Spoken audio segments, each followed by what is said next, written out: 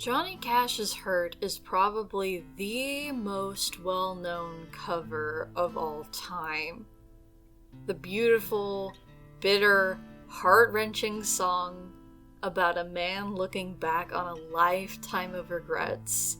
It has eclipsed the original in pretty much every way, to the point where I wouldn't be surprised if this video is how you learned it was a cover to begin with. It is a song that deserves every flower that has been thrown at it over the years, and after his death in 2003, his rendition of Hurt is inexplicably haunting when you learn that he intended it to be his goodbye song. And I absolutely hate it. Let me explain. Cash's Hurt is, again, beautiful, and nothing will take that away from his version of the song. But what I personally hate is what it did to the public reception of the original version, and what I consider my favorite version of Hurt, the one done by Trent Reznor. How anyone can claim this is the inferior version is beyond me, when there's just so much emotion going on here. Yes, of course Johnny Cash's version is meaningful in that it's about an old man reflecting on the regrets of his life, and there being a bittersweet beauty in that. But Trent's is of a man going through his rock bottom when he has already went through his downward spiral, and an entire album of build-up leading to this very song. There is nowhere else for him to go but up. How anyone can claim this is the inferior version is beyond me, when there is just so much emotion going on here. Yes, of course Johnny Cash's version is meaningful in that it's about an old man reflecting on the regrets of his life, and there being a bittersweet beauty in that. But Trent's is of a man going through his rock bottom when he has already went through his downward spiral, and an entire album of build-up leading to this very song. There is nowhere else for him to go but up. Ugh. He is going through everything, and even the literal music is trying to drown him out, but he still keeps singing despite everything, even to the very last note. It is number 1 on my list of scariest songs to listen to for a reason, because that could be you. That could be me. We are all one bad year, one bad month, one bad week, or medication, or a piece of bad news from our own downward spiral. You are somewhere else. I am still right here.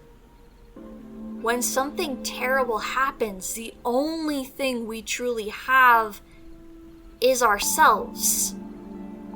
How terrifying is that? Before we continue, I just want to note, there is absolutely nothing wrong with liking any of these songs over another. These are just my personal preferences. Maybe you like a particular version for some completely arbitrary reason, just like I do, and that is completely okay. With that being said, another comparison to talk about is The Man Who Stole the World. But this time, my preference actually goes to the cover version by Midge. Blasphemy for some to usurp David Bowie, I know, but just listen to the difference in introduction alone. 1, 2, 3, 4.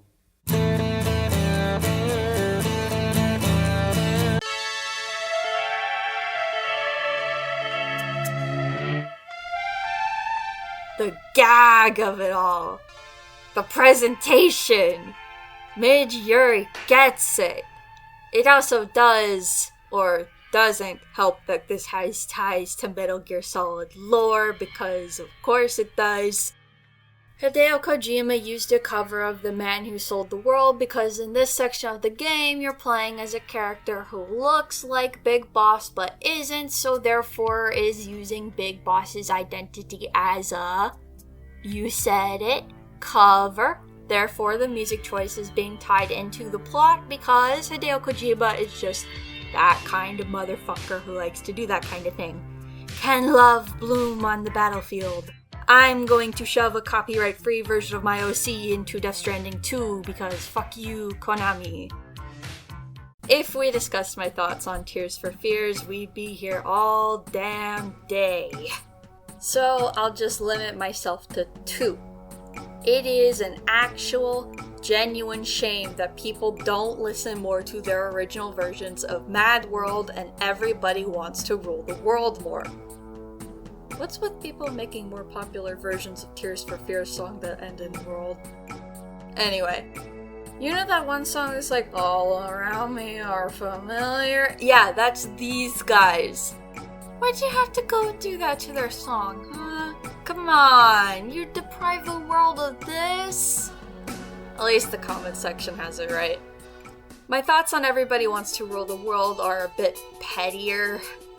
The Tears for Fears version is genuinely one of my favorite songs ever, but everyone always uses the damn Lord version. Why do you have to be so emo? And I can't believe those words escaped from my mouth, but especially for the One Piece fandom, where's your sense of adventure? Where's your whimsy? Give me the Tears for Fears AMV, please! I don't know, just... Special shout out to the postmodern jukebox version, though that one slaps. I'm always happy to see Puddle's Pity Party get more bank. Wait, did anyone else hear that? Oh no, he's broken out of containment. Oh god, oh jeez, oh While I usually spend my time nowadays consuming vaporwave and breakcore music on Bandcamp, I'm certainly no stranger to song covers. Hell, I still remember when Lindsay Sterling pranced around in the snow 13 years ago while playing the Skyrim theme on her violin. Wait, that was 13 years ago? What do you mean Skyrim is gonna be 15 years old next year? Oh god, make it stop! However, a lot of what I listen to nowadays are sound font covers. The One Piece is real! Can we get much higher? So high!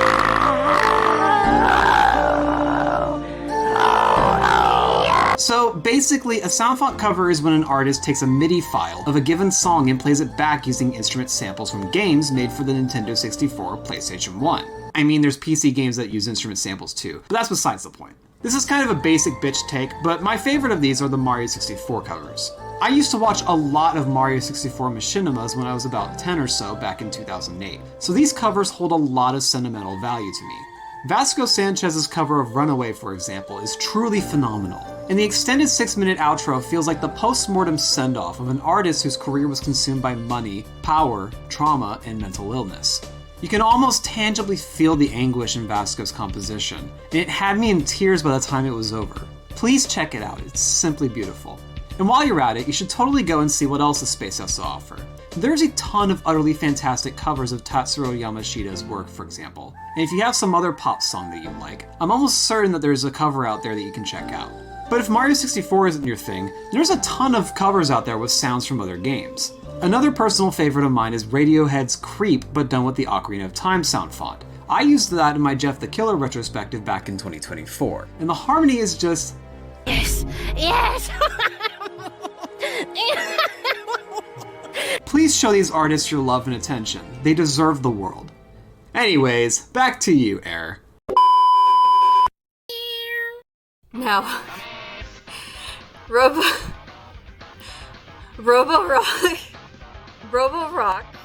is genuinely a technological marvel of a cover to me. The original Ego Rock, or Ego Roku, is pleasant to listen to and to watch, don't get me wrong, but does Ego Rock have Robo-Kai in it? Nor, I don't think so. That being said, you should absolutely listen to the one sung by Ado when you're watching this video. It's absolutely gorgeous. But enough about Ado, this is about Robo-Rock, so Maximilian Sir, guy who has never played a Guilty Gear game. Why the heck is this cover on the listicle? I'm so glad you asked, Meowlian. It's because the uploader Munchie Jr. made an entire Robokai Utao voice bank and used it for this silly-ass thing. This thing! Robert Kyle being a silly dork and falling flat on his face. It belongs here on that merit alone. Nostalgia? Question? No, animations do not count as covers. But No, we're not putting that one Waluigi animation on here. It's not a cover. What about... No, Ibugami Train doesn't count either. sleep with one eye open. Ah, Octavio's cover of Aishite.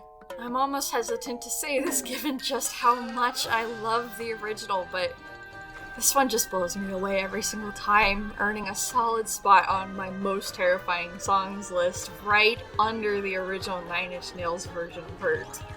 He elevates an already powerful song in such a way that I can't help but feel in awe of. The transmasculine horror of being perceived as a girl and being unable to outgrow those choking expectations. Everything has been polished to perfection. From the build-up, to the visuals, to the absolutely stunning vocal direction. If there is any song out of this video I can urge you to listen to, it would be this one. Though you should also listen to the original version of Hurt. This was not a song I listened to. This was a song I survived. Coming in with a steel chair is Dandadan's The Chase.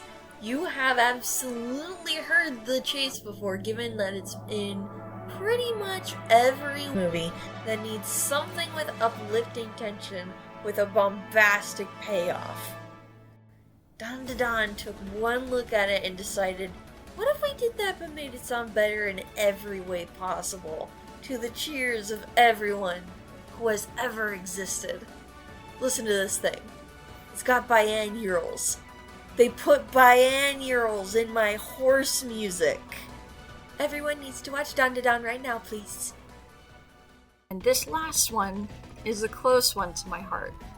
Whenever I share my favorite cover songs to anyone, I almost always look through my playlists and express my own surprise when I see this one song on there, because I had forgotten it was a cover.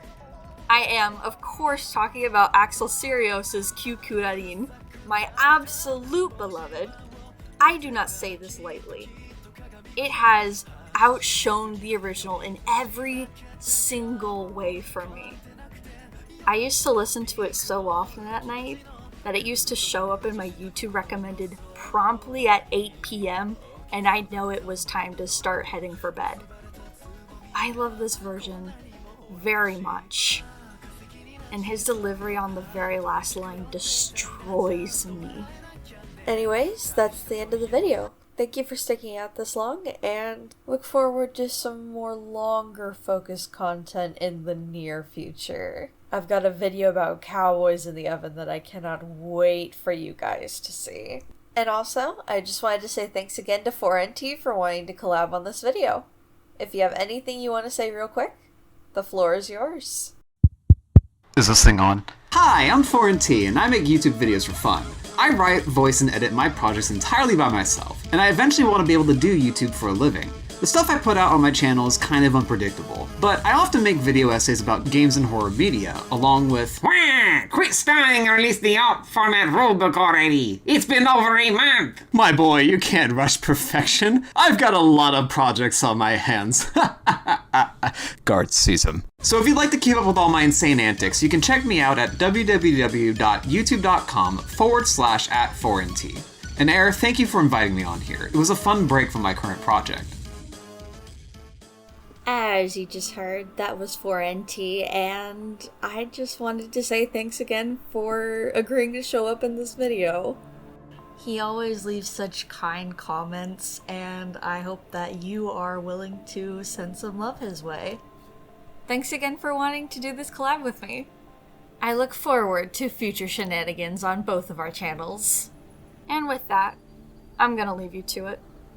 Happy listening, and feel free to leave some of your favorites in the comments below. Have a nice day, and remember,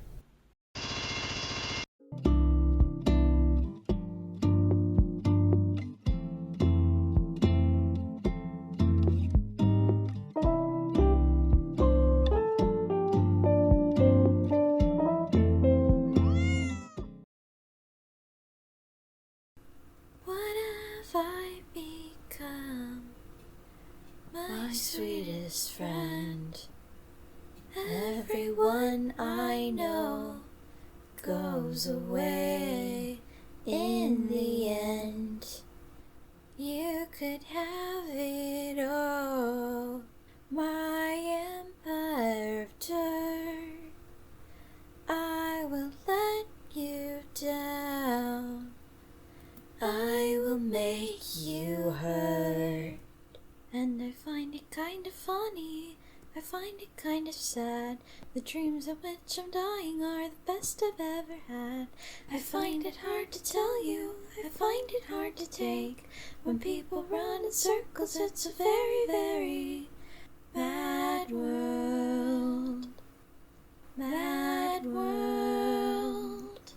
All for freedom and for pleasure, nothing ever lasts forever. Everybody